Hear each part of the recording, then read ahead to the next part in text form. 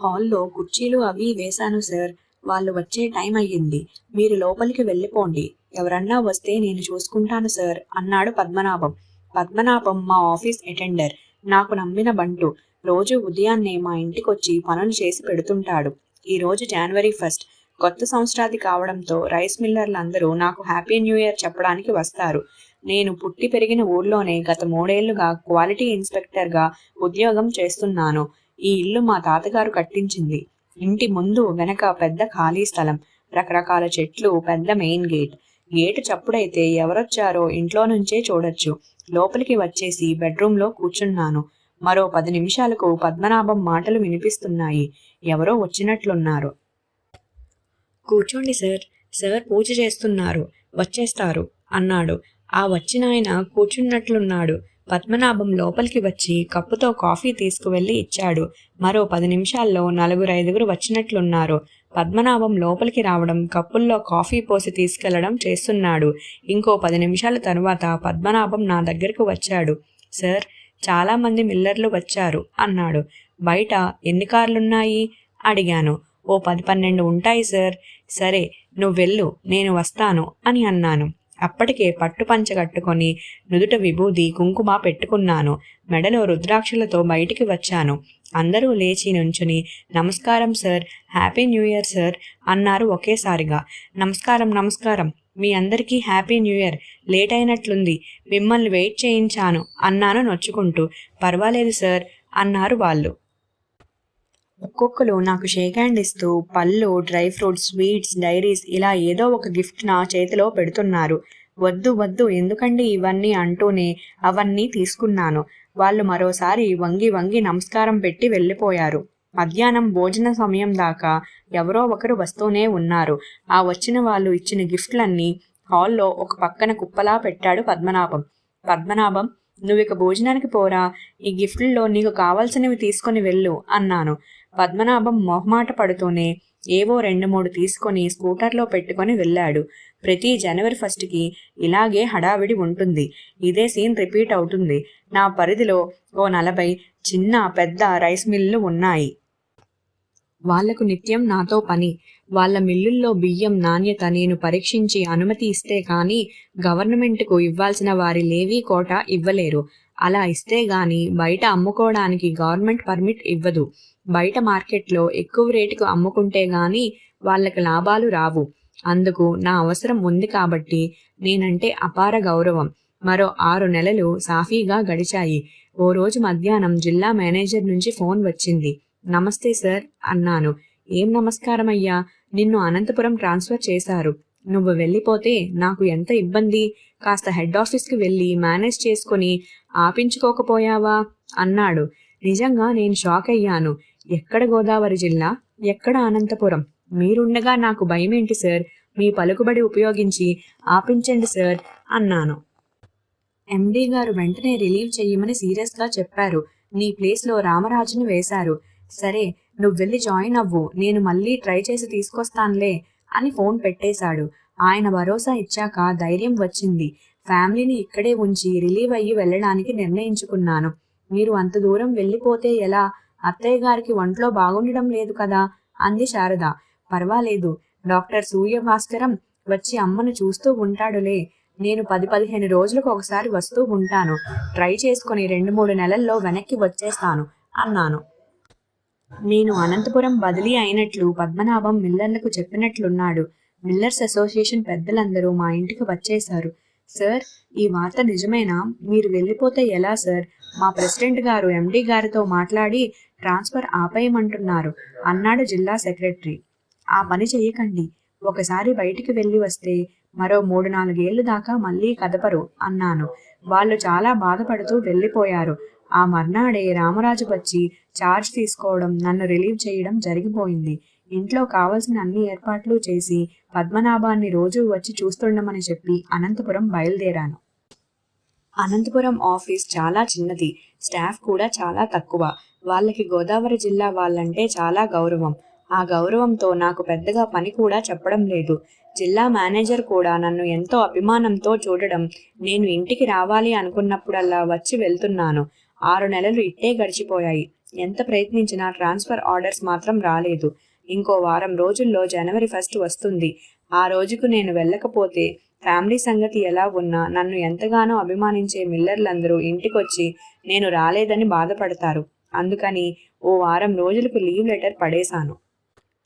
మొన్ననే కదా వెళ్ళావు సుధాకర్, మళ్ళీ వెంటనేనా అన్నాడు మేనేజర్. తప్పకుండా వెళ్ళాలి సార్. రైస్ మిల్లర్లకు నేనంటే చాలా అభిమానం. అందరూ జనవరి 1కి ఇంటికొస్తారు. నేను వెళ్ళకపోతే బాధపడతారు అన్నాను గట్టిగా. ఒక క్షణం నా మొహం కేసి చూసి నీ ఇష్టం అన్నాడు నవ్వుతూ. కొత్త సంవత్సరానికి ముందు రోజున ఇంటికి వచ్చాను. నన్ను చూడగానే శారద ఆశ్చర్యపోయింది. మొన్ననేగా వచ్చి వెళ్ళారు అంది. పద్మనాభం వస్తున్నాడా అన్నాను అడిగిన దానికి సమాధానం చెప్పకుండా. వస్తున్నాడు అంది గేటు కేసి చూస్తూ. నమస్కారం సార్ అన్నాడు పద్మనాభం వస్తూనే. రేపు జనవరి 1 కదా, ఎప్పట్లాగే ఏర్పాట్లు చూడు అన్నాను. అలాగే సార్ అన్నాడు. కోటయ్య కాజా మిక్సర్ కూడా తెప్పించు. ఉత్త కాఫీ ఒక్కటే ఇస్తే ఏం బాగుంటుంది అన్నాను జోబులోంచి 2 500 నోట్లు తీసి ఇస్తూ. అలాగే సార్ అన్నాడు కానీ ముఖంలో మునుపటి ఉత్సాహం లేదు. సాయంత్రం అన్నీ తెచ్చి ఇంట్లో పెట్టాడు. పొద్దున్న వస్తాను సార్ అని అన్నాడు. కొంచెం త్వరగా రా అన్నాను. బుర్ర ఊపి వెళ్ళిపోయాడు. ఉదయాన్నే 4 గంటలకు మెలకువ వచ్చింది. పక్కింట్లో కోడి అప్పుడే కూయడం మొదలుపెట్టింది. లేచి బ్రష్ చేసుకుని కాఫీ తాగి స్నానం చేశాను. పట్టుపంచి కట్టుకొని పూజ ముగించాను. టైం 6 అయ్యింది. గేటు కేసి చూస్తూ హాల్లో పచార్లు మొదలు పెట్టాను. 6:30 అయ్యింది. గేటు చప్పుడయ్యింది. పద్మనాభం గేటు తీసుకుని స్కూటర్ లోపల పెట్టుకున్నాడు. బయట కుర్చీలు అవి వేశావా అన్నాను. పద్మనాభం బుర్ర ఊపాడు. గడియారం కేసి చూసుకున్నాను. 8 అయ్యింది. గేటు చప్పుడు కాలేదు. ఎవరూ వచ్చిన జాడలేదు. నేను వస్తున్నట్లు వాళ్ళకు తెలుసా అన్నాను అనుమానంగా. అందరికీ చెప్పాను సార్. మిల్లర్లు అసోసియేషన్లో కూడా చెప్పాను సార్ అన్నాడు పద్మనాభం. మళ్ళీ వాచి చూసుకున్నాను. 9 అయ్యింది. అసహనంగానూ అవమానంగానూ ఉంది. ఎప్పుడూ తెల్లారకుండా వచ్చేసే వాళ్ళు, నా కోసం ఎదురు చూస్తూ కూర్చునే వాళ్ళు, నాకు ట్రాన్స్ఫర్ అయితే కన్నీరు కార్చిన వాళ్ళు ఎవరూ కనబడరే. అంతకాలం వాళ్లకు అంతగా సేవ చేస్తే కనీసం హ్యాపీ న్యూ ఇయర్ చెప్పడానికి ఒక్కడంటే ఒక్కడు రాలేదే. నాకు చాలా ఉక్రోషంగానూ కోపంగానూ ఉంది. ఇంతలో సెల్ రింగ్ అయింది. రామరాజు నుంచి ఫోన్. సుధాకర్ గారు హ్యాపీ న్యూ ఇయర్. వచ్చారా అన్నాడు. హ్యాపీ న్యూ ఇయర్ రామరాజు గారు, నిన్ననే వచ్చాను అన్నాను. ఇప్పుడే మన రైస్ మిల్లర్స్ అందరూ వచ్చి వెళ్ళారు. వాళ్ళింకా జాయింట్ కలెక్టర్ గారిని, డిఎస్ఓ గారిని, కలెక్టర్ గారిని కలవాలంట. హడావిడిగా వెళ్ళిపోయారు అన్నాడు రామరాజు. ఆ లిస్ట్లో నేను లేను. వాళ్ళు చాలా మంచివాళ్ళు. అవసరం ఉంటే గాని ఎవరినీ డిస్టర్బ్ చేయరు అన్నాను వెటకారంగా. అది ఎక్కడైనా అంతే. అవసరాన్ని బట్టి స్నేహం, అవకాశాన్ని బట్టి ద్రోహం. మనం మంకీ ట్రాప్లో తెలియకుండానే ఇరుక్కుంటాం అన్నాడు. అంటే అన్నాను అర్థం కాక. వాళ్లకు అవసరం ఉన్నంతకాలం అభిమానం కురిపించి మనల్ని మంకీ ట్రాప్ చేస్తారు. మనం దాంట్లో ఇరుక్కుంటాం. మనకు సమాజంలో కొంత అస్తిత్వం ఉన్నా వాళ్ళు చూపించే అభిమానం, గౌరవం అనే ట్రాప్లో ఇరుక్కొని బయటికి రాలేకపోతే ఇలాగే ఉంటుంది. వాళ్ళు పక్కా వ్యాపారవేత్తలు. కోతికి బోన్లో చెయ్యి మాత్రం పట్టేంత కన్నం పెట్టి లోపల ఆహారం పెడతారు. గుప్పెటతో తీసుకుందామంటే గుప్పెట బయటికి రాదు. ఆ ఆహారాన్ని వదిలేస్తే చెయ్యి బయటికి వస్తుంది కానీ కోతి ఆహారాన్ని వదలదు. ఆ విధంగా ట్రాప్లో పడుతుంది.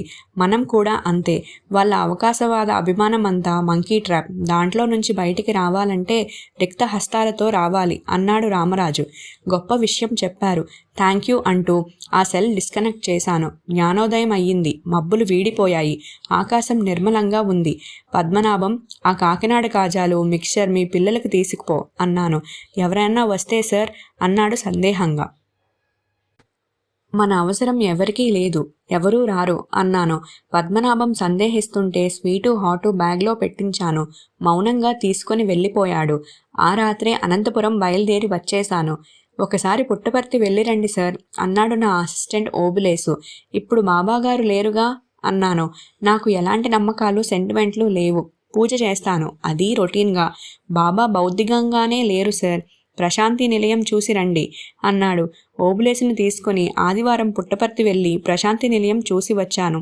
సార్, మీరు ఏమని ప్రార్థించారు అన్నాడు ఓబులేసు. జనం అందరూ సుఖంగా ఉండాలని అన్నాను. గొప్పగా. నేను మీకు మీ ఊరు ట్రాన్స్ఫర్ కావాలని కోరుకున్నాను సార్ అన్నాడు. పక్కవాడికి మంచి జరగాలని కోరుకోవడం ఎంత గొప్ప విషయం. ఓబులేసు కోరిక ప్రకారం మరో 15 రోజులకు మళ్ళీ మా ఊరు ట్రాన్స్ఫర్ ఆర్డర్స్ రావడం, నన్ను రిలీవ్ చేయడం జరిగిపోయింది.